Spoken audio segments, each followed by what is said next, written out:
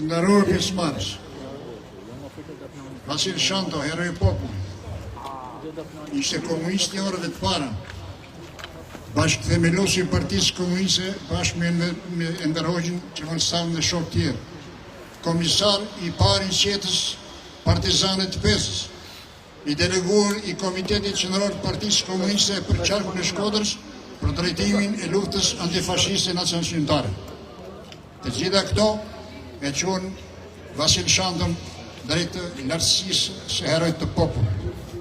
Sigurisht ne i vlerësojmë gjithë partizanët, gjithë luftarët, por Vasil Shanto është emblema e krenarisë e lavdisë për atë vepër. Sigurisht lufta nacionalshqiptare së bashku me epopejën e lavdishme të Skënderbeut janë dy kolonat ku mbështetet Shqipëria jonë sot, Shqipëria moderne.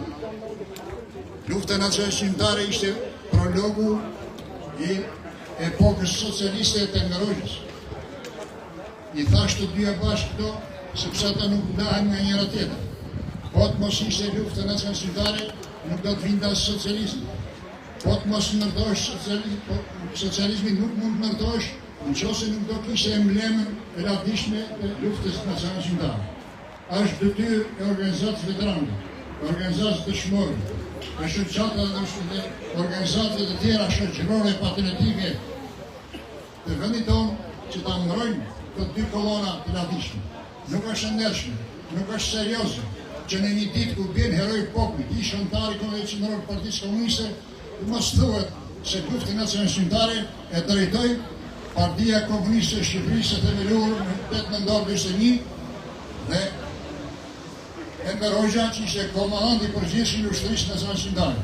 Asnjë aktivitet politik nuk mund të ketë, as ka pas në Shqipëri, pa një komandant, pa një drejtues politik ose ushtarak. Këtë do t'i them me bullëri. Pasi kur të vëmë në përsallet e mbledhjeve me parti tjera, le të bisedojmë si ta kemi.